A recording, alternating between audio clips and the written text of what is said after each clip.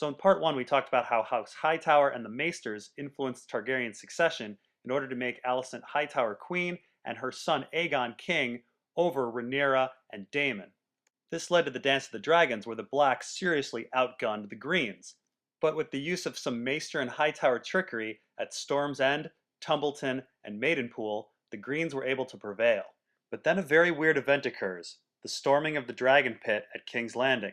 A one-armed prophet named the Shepherd convinces hundreds, if not thousands of people to storm the dragon pits to kill the dragons. Hundreds of people die. The stranger comes, he comes, he comes, to scourge us for our sins. Prayers cannot stay his wrath, no more than tears can quench the flames of dragons. Only blood can do that. Kill them! Kill them! So as we can see, the motivation for killing the dragons is religious in nature. The dragons are seen as demons and an affront to the faith of the Seven. In fact, the first dragon to die is killed by Hob the Hewer, who calls out the names of the Seven when he swings. Now, Gyldayn first describes the crowd as not being very well armed, but then later claims they have swords, crossbows, and spears. In fact, the second dragon dies from a spear to the eye from the Burning Knight, who dons heavy armor. A crowd with swords, spears, and axes takes down the third dragon, and a crossbow to the eye and some falling rubble kills the fourth.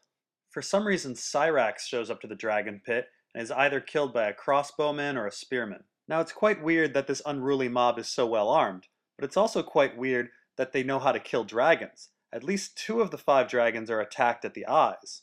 And Tyrion tells us in A Dance with Dragons that shooting a dragon in the eye is the way to kill it, at least according to Septon Barth. Could they have also used knowledge from Septon Barth's work to call Syrax to the pit? Syrax heading to the pit is very reminiscent of Drogon's mysterious return in A Dance with Dragons. Nonetheless, we seem to have a religious leader sending religious men to kill dragons using knowledge from a religious source. But why would the Faith of the Seven want to kill dragons? Well, let's go back to the reign of the second Targaryen king, Aenys I. Now, the Faith of the Seven hates incest, so when Aenys' brother Maegor tried to marry his sister, the High Septon protested. In the end, Maegor ended up marrying the High Septon's niece, who happened to be a Hightower. But she didn't produce any kids, so Maegor took on a second wife. As it turns out, the Faith of the Seven also hates polygamy, so Maegor was exiled. To repair the relationship with the Seven, Aenys takes on a Septon as hand. So we can really see how much power the Faith of the Seven has over the Targaryens during this period. Now, Aenys dies and Maegor returns from exile and usurps the throne from Aenys' children. Maegor tells the Faith to fuck itself and kills thousands of men in the Faith Militant. The Faith Militant is banned, and we see a decline in the Faith's power. Although Maegor's successor Jaehaerys takes on Septon Barth as his hand, he also ends religious courts. And while the Targaryens give up polygamy, Jaehaerys does marry his sister, Alysanne. Fast forward to the High Sparrow, and you have the restoration of the Faith's military and courts, along with a strict no incest policy. So it seems the more powerful the king, the less powerful the Faith, and the less powerful the king, the more powerful the Faith. Since dragons are used to suppress the Faith's power, it stands to reason that the Faith would want to destroy them.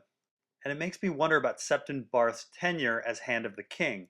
Did he take the job just so he could research dragons? Now, of course, the Citadel, the Hightowers, and the Faith of the Seven are all in Old Town, and each roughly correspond to the city's mind, body, and soul. The Hightowers are great patrons of the Faith, and were instrumental in the founding of the Citadel. We know that the Hightowers followed the Faith's direction when Aegon the Conqueror arrived in Westeros, and we know that the High Septon under Aenys was a Hightower. Since the High Septon is elected by the most devout, it stands to reason that the Hightowers have numerous allies within the Faith. Keep in mind, it seems that the Hightowers started the war because they didn't like Daemon Targaryen, who they had likened to Maegor. And while Maegor killed a few Maesters, he killed thousands in the Faith. The point of all of this is that Marwyn might actually be incorrect. It may be the Septons that are guilty of killing the dragons and not the Maesters. Like the Maesters, the Septons are a network of advisors all over Westeros, and they have a much stronger motive for killing off dragons. However, since both parties seem to be connected to the Hightowers, there is some guilt by association. In The Rogue Prince, Otto Hightower writes his brother in Old Town, saying that under no circumstances can Daemon become king. Of course, this makes one ask, what can his brother do about it? Otto Hightower's command to his brother only makes sense if his brother has control over either the Maesters, the Septons, or both. But an Old Town conspiracy against the Targaryens couldn't go too far. If a single member of the conspiracy spilled the beans to the Targaryens, the Hightowers, the Septons, and the Maesters would suffer dearly. Daemon and Viserys even have an uncle named Vaegon who was an Archmaester at the Citadel. If he caught wind of any conspiracy, the Hightowers would be toast. So people like the Maester at Storm's End, the Maester at Maidenpool, and the Shepherd would have to be tight-lipped and loyal. But there is something that's astoundingly weird about House Hightower. The Hightowers have strong connections to both the Citadel and the Faith of the Seven, and yet they also love sorcery. Specifically, they are said to dabble in necromancy.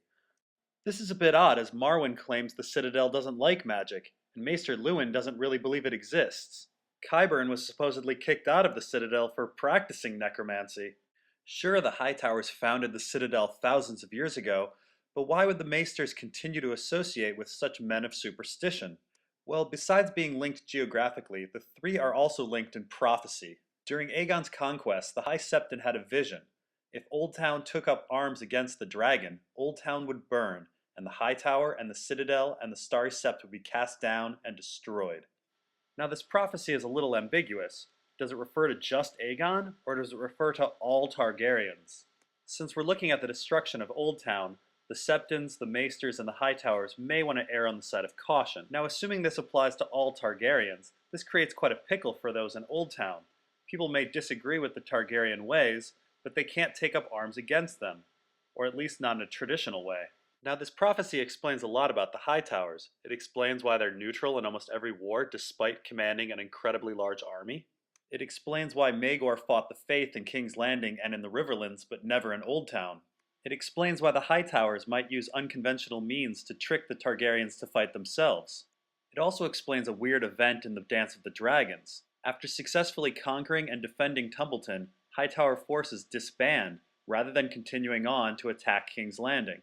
And thus Old Town forces have never faced a Targaryen in battle. Now it seems completely understandable that our Old Town triad would want to destroy the Targaryens. Their mere existence is a harbinger of doom for the city. Except Marwyn says the Citadel doesn't believe in prophecy, so we're back to wondering why they would help the Faith and the Hightowers. Of course, it may be that the Citadel does believe in prophecy, and they just want a monopoly on its understanding. That may explain why Maester Luwin wants to control Bran's dreams, and why Maester Coleman wants to control Sweet Robin's dreams, and why Maester Crescent wants Shireen to believe her dreams are meaningless, and why Maester Tomon wants Tiora to believe that her dreams are meaningless. It's one thing to tell a child there's no Easter Bunny. It's another to make it an official talking point for your entire institution. Then again, Crescent seems rather sincere in his belief that Shireen's dreams are meaningless. Still, it seems quite odd that the Maesters are such zealous skeptics in a world that clearly has magic. Of course, it may be that the Citadel does the Hightower's bidding because Hightower men have infiltrated the institution. In fact, we know this has happened to some degree with Rickard Stark's southern ambitions, and we'll talk about that in Part 4.